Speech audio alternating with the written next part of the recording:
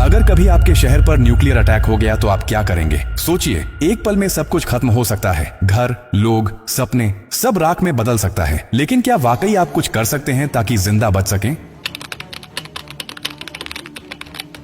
हाँ, अगर आप अभी से तैयार हैं, ये जानकारी जिंदगी और मौत के बीच की दूरी तय कर सकती है। क्योंकि जब एक न्यूक्लियर बम गिरता है तो सिर्फ धमाका ही नहीं होता, उसके बाद शुरू होता है वो खतरनाक खेल जिसे कहते हैं रेडिएशन फॉलआउट। और उसमें जो जिंदा बचता है वो भी धीरे धीरे मरने लगता है। सबसे पहले जानिए कि जैसे ही न्यूक्लियर बम गिरता है, एक तेज सफेद रोशनी आपके सामने आती है। इस रोशनी को देखना मतलब अपनी आंखों की रोशनी खो देना। आप अंधे हो सकते हैं, स्थायी रूप से। इसलिए पहला कदम, जैसे ही धमाके की खबर मिले या रोशनी दिखे, तुरंत जमीन पर लेट जाइए, अपनी आंखें और कान बंद कर लीजिए और चेहरे को किसी कपड़े से ढक लीजिए। ये पहली रक्षा है। अब सवाल उठता है कि कहां जाएं? तो याद रखिए, अगर आपके आसपास कोई मेट्रो स्टेशन है, बेसमेंट है, अंडरग्राउंड पार्किंग है, तो वहीं भागिए, क्योंकि जमीन के नीचे रहना न्यूक्लियर फॉलआउट से बचने का सबसे कारगर तरीका है। लेकिन अगर कुछ नहीं है तो अपने घर को ही शेल्टर बनाना पड़ेगा। सारी खिड़कियां, दरवाजे बंद कर दीजिए। हर छोटी छोटी दरार को भी किसी कपड़े, टेप या गत्ते से बंद कीजिए। हवा का एक भी रास्ता नहीं खुला रहना चाहिए। अटैक से पहले या जैसे ही खबर मिले, आपके पास सिर्फ कुछ मिनट होंगे। उसी वक्त पानी भरिए, बाल्टी, बोतल, ड्रम, जो भी है।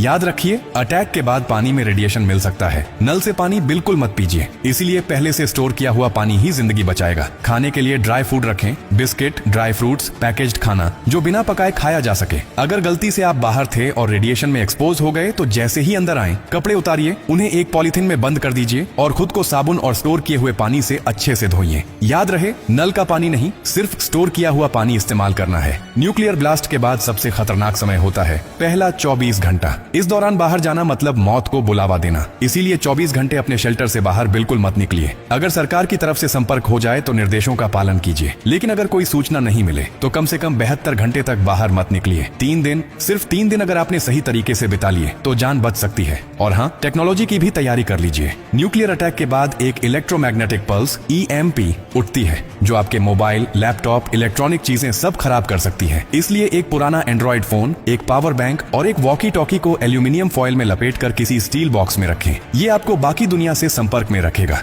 सबसे जरूरी बात, घबराइए मत, पैनिक नहीं करना है। हर फैसला सोच समझ कर लीजिए, क्योंकि न्यूक्लियर अटैक एक टाइम गेम है। जो जितना शांत रहेगा, उसकी जान बचने के चांस उतने ही ज्यादा होंगे। और याद रखिए, ये जानकारी सिर्फ आपके लिए नहीं, बल्कि आपके परिवार, दोस्तों, पड़ोसियों और पूरे समाज के लिए है। क्या आप अकेले सुरक्षित रहना चाहते हैं? नहीं ना? तो इस जानकारी को हर उस इंसान तक पहुंचाइए जिसकी जिंदगी की आपको परवाह है। हो सकता है आपकी एक शेयर से किसी माँ का बच्चा जिंदा रह जाए, किसी पिता की आखिरी उम्मीद बच जाए, किसी बहन का भाई लौट कर घर आ जाए। और यही तो असली इंसानियत है। और हाँ, जब आप जिंदगी बांट रहे हैं तो एक वादा भी कीजिए। डॉक्टर कार्डियो की हर पोस्ट से कुछ सीखेंगे और दूसरों को भी सिखाएंगे, क्योंकि हमारा मकसद सिर्फ कंटेंट नहीं, आपकी सुरक्षा है, आपकी जिंदगी है।